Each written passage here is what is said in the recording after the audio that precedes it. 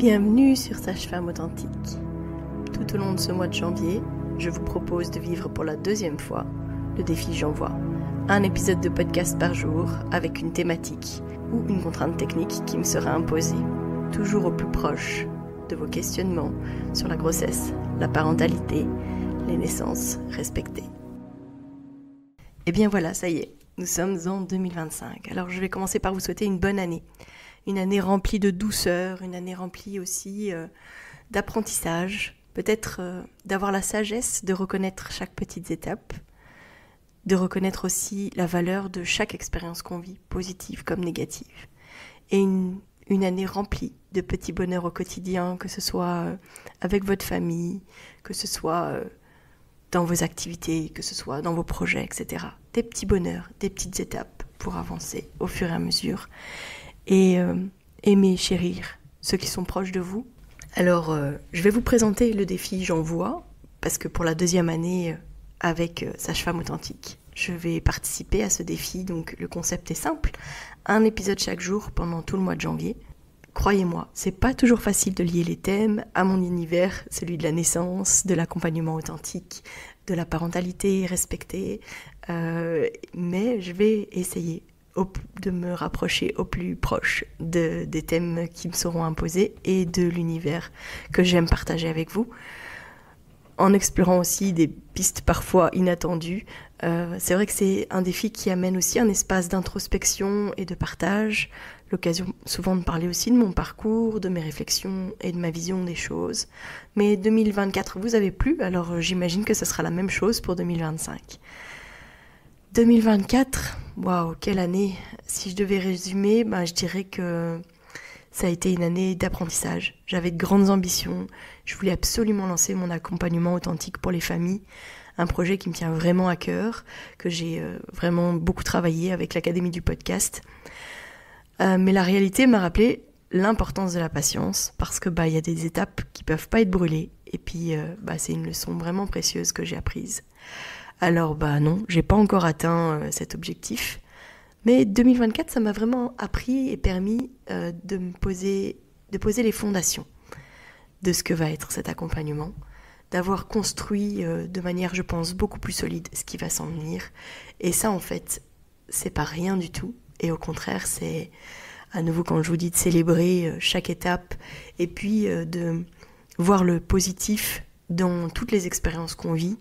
Mais je pense que c'est exactement ça que j'ai pu vivre cette année, avec des moments tellement grands de doute sur le chemin que je prenais, sur les personnes qui étaient avec moi sur ce chemin, sur l'envie de faire et d'avancer, et finalement me heurter à des défis techniques, des personnes qui étaient aussi bloquées dans certains mécanismes, puis qui n'arrivaient pas à passer au-delà de ça. Voilà, je pense que en fait on apprend aussi à mieux se connaître, à mieux connaître les gens autour de soi, à avancer à son rythme, et ça c'est vraiment important. Alors du coup, qu'est-ce que j'ai fait ? J'ai commencé à documenter mes petites victoires, à apprécier chaque micro-action qui me rapproche de cet objectif final, de ce grand rêve que de vous accompagner de manière authentique au-delà de ce podcast. Et c'est un pas après l'autre, sans me brûler les ailes, que je vais, j'espère, arriver à cet objectif. Et 2025, ça sera l'année où je ferai éclore ce projet, en tout cas j'y crois très fort.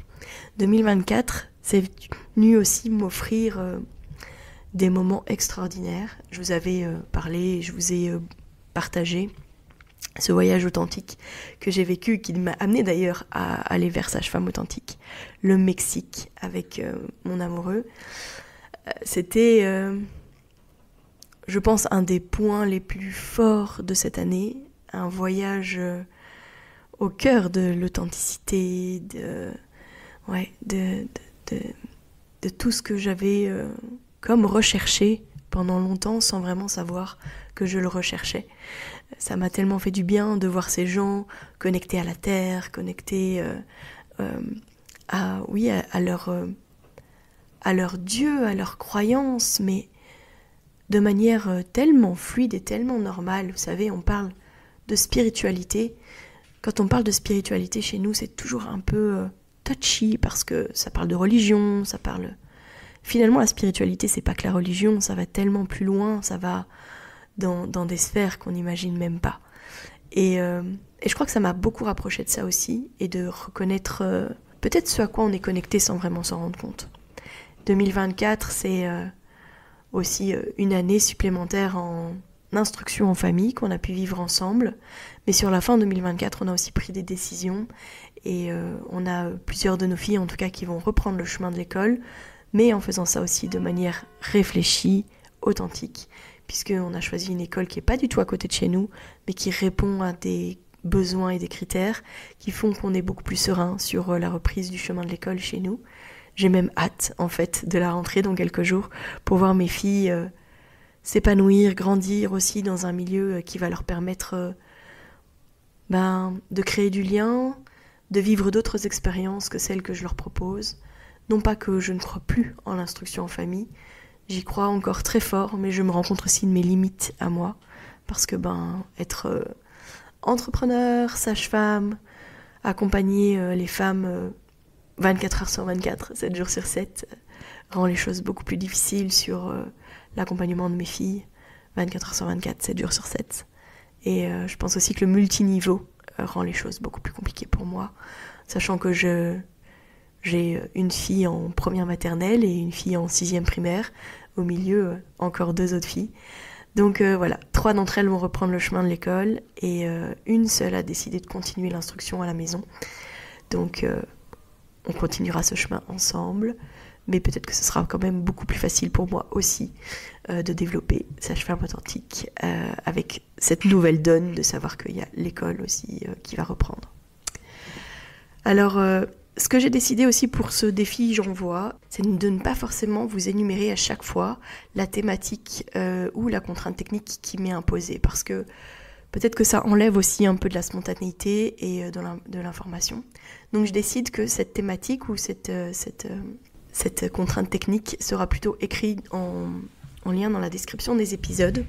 Comme ça, vous aurez le loisir de vérifier en fait qu'est-ce qui était mon défi, parce que il y a des fois des défis où je vais devoir insérer des mots, etc. Et c'est quand même beaucoup plus drôle de le découvrir a posteriori. Donc voilà. Je vais quand même vous partager celui d'aujourd'hui. Voilà, parce que c'est toujours pareil, on prend des décisions et puis au final on change. Non, c'est pas vrai. C'est surtout que c'est plus facile pour moi de vous parler de ça, notamment parce qu'en fait ça fait tout simplement partie de cet épisode de présentation et puis un peu de clôture sur 2024 et puis de vision sur 2025. Je devais vous parler d'une croyance limitante à laquelle j'ai dit adieu. Et en parlant d'apprentissage de ce début d'année, en vous partageant le fait d'avoir eu du mal à avancer, que ça n'a pas été facile et tout ça, c'est parfait en fait pour parler d'une croyance limitante que j'ai enfin décidé de laisser derrière moi. C'est de l'idée qu'il faut toujours foncer tête baissée, parce que c'est un mode de fonctionnement que j'ai adopté pendant longtemps, fuir en avant pour ne pas m'arrêter, et je pense sans rien cacher que ça a été à mon avis un mode de fonctionnement de défense que j'ai utilisé aussi pour ne pas rester engluée dans mes traumatismes.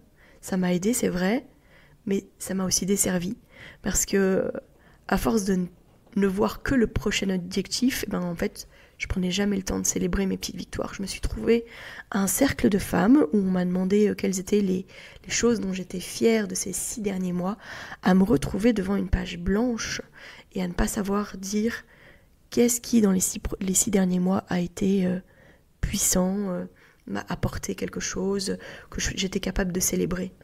J'étais devant une feuille blanche, et heureusement que c'était une très grande amie qui animait ce cercle, qui me regardait et puis qui était un peu en mode Mélie, attends, t'as fait ça. Donc elle me parlait du podcast, elle me parlait du salon de la bulle, elle me parlait et j'étais là, oui c'est vrai, et puis il y a tes filles, elles ont réussi ça, et puis t'as fait ça, et ouais c'est vrai, mais je me rends compte que moi-même, j'ai beaucoup de difficultés finalement à faire ça, à revenir en arrière, à célébrer mes petites victoires.